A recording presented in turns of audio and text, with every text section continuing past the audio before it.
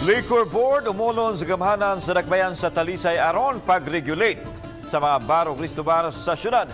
Human nahitabo ang karambula. Ang detalye sa report ni Femari Dumabok. Gitagbo ganihang buntag ang mga tag-iya og manager sa mga bar o Cristo bar sa syudad sa Talisay.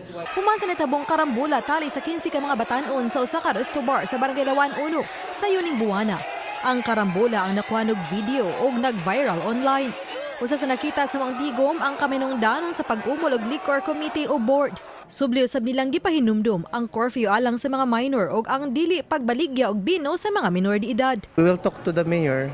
We will suggest to create a liquor committee or liquor board in which bar owners has representation po sa board as well as the PNP to at least maka-craft me og mga rules, regulations and ideas. Although na naman sa ato ang revenue code nga ang gatong creation sa liquor licensing board. So kaning liquor licensing board naan niya na siya mga mechanisms, especially nagadaghan na ato mga bars and resto bars diri sa Talisay. Unsay mga measure aron ma-upkeep nato ang peace and safety sa mga customer sa bars. Usa sa mga tag-iya og resto bar ni angkon nga problema gyud nila ang pagkontrolar sa mga customer kung nakainom nag-ilimnong makahubog. Mas maayo gid unta og permanente sad ni nga ma-regular ni siya nga meeting kay para sad ang uban ma-remind gid sila pud permanente ba.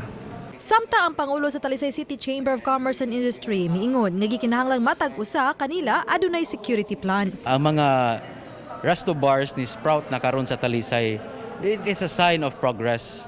But it comes with a price also. The security, makompromise na. Ang syudad aduna nay 40 ka mga bar o Cristo bar. Nunot niini awhag sa hepe sa kapulisan sa mga bar operators nga dili magsalig sa pulis ug mas maayong sila na mismo ang mosiguro sa seguridad sa ilang mga customer. Pag-add sila mga kining mga security guards then sa atuang coordination with the PNP and sa mga bar owners sa mga paghatag nato nila o mga hotline numbers para sa immediate response. Uban ni Philip Patricio Grod Prado. Ako si Femari Dumabok. Balitang Bisdak.